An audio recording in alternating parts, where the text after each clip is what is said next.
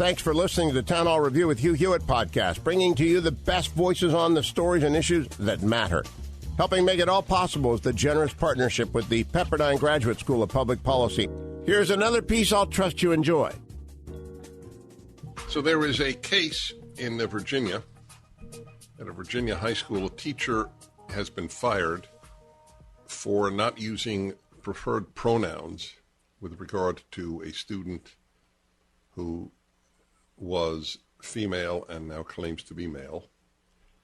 And taking up the case of this teacher is a French teacher, is ADF, the Alliance Defending Freedom, which we are working to support vigorously at this program.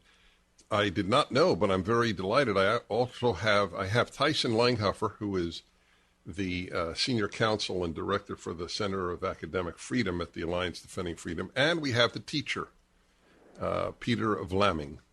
Now, by the way, Peter Vlaming, welcome to the Dennis Prager Show. Are you now, it says here, south of France. Is that where you're located?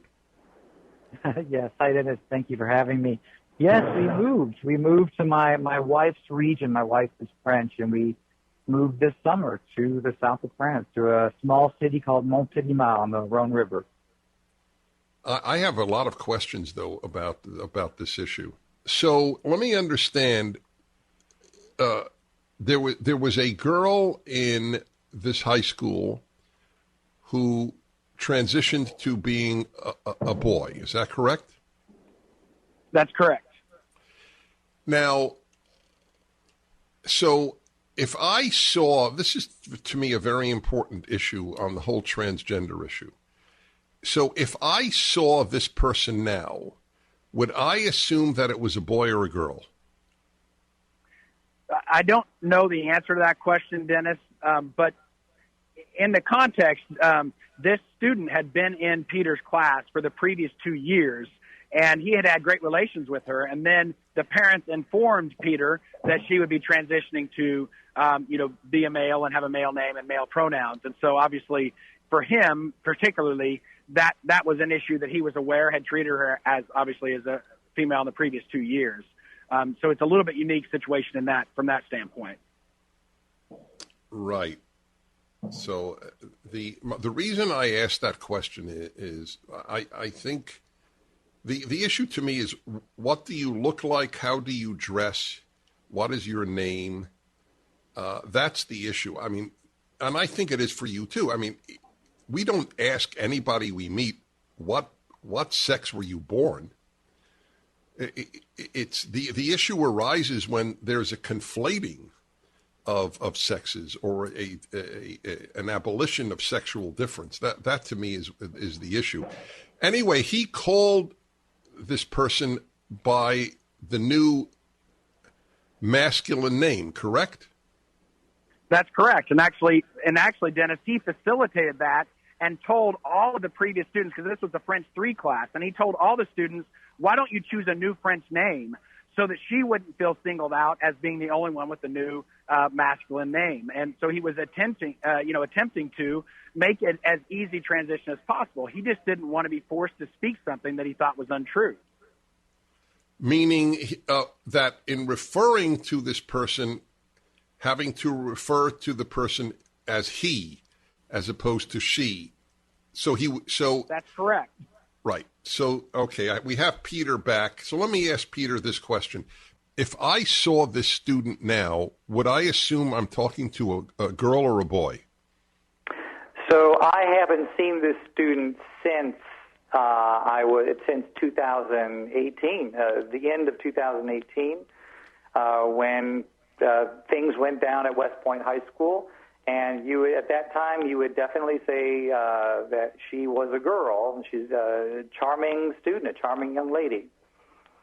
So when you said she, anybody not knowing the situation would have assumed it was a she.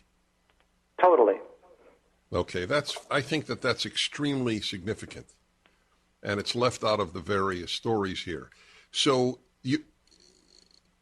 basically, you were saying, look, I'm prepared to call you by your new name, but for all intents and purposes, you are a she as far as the rest of the world is concerned. Only as far as you're concerned, you're not.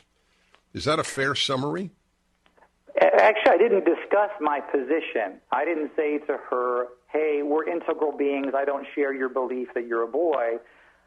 I accommodated her as far as I could using her new name and avoiding feminine pronouns so to not, to be provocative.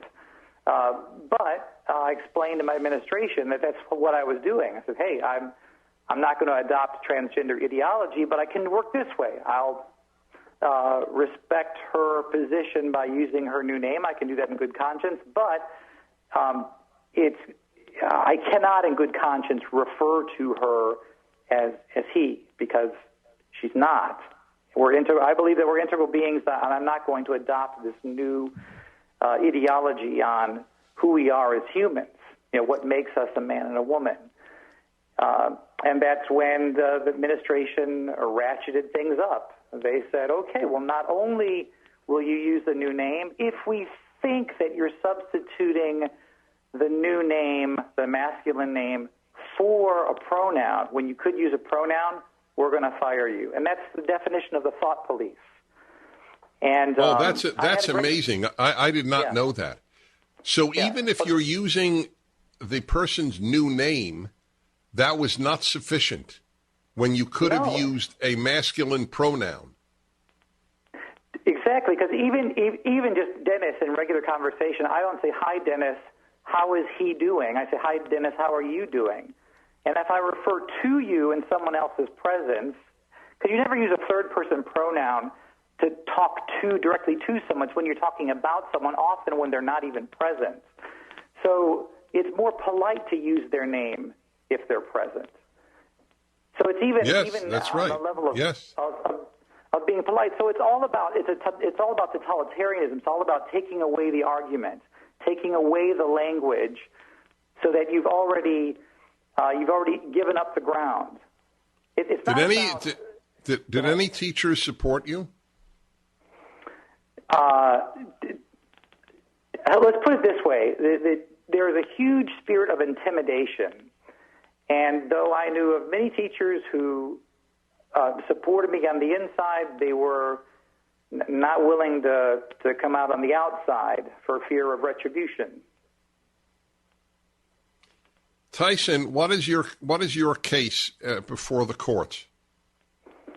Well, essentially, Dennis, we're arguing that the school violated Peter's both free speech rights and free exercise of religion rights under the Virginia Constitution, because they're essentially forcing him to speak things that he believes are untrue and that also violate his deeply held religious beliefs. It was unnecessary. The government cannot compel people to speak things they disagree with, especially when, in this situation, there is an accommodation. And, Peter demonstrated that he's able to teach students of all different backgrounds and accommodate them.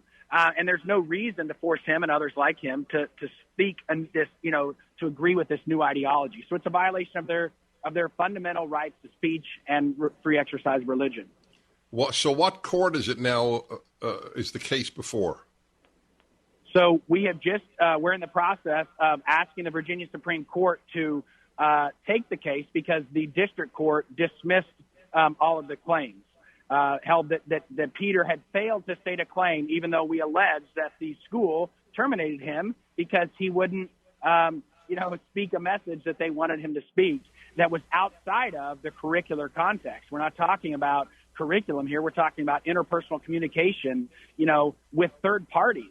They were trying to dictate what he could say about what it means to be a man and a woman with third parties. Right. And that's just not that cannot be countenanced under our current under our Constitution. Right. I totally get that. Well, Peter, good luck to you, both of you. Thanks for listening to the Town Hall Review. Our program is coming today in partnership with the Pepperdine Graduate School of Public Policy. It's America's most unique graduate leadership programs offered on Pepperdine's breathtaking campus in Malibu, California. Learn more at publicpolicy.pepperdine.edu. If you're enjoying the podcast, please tell a friend to go to Town Hall Review and sign up as well today.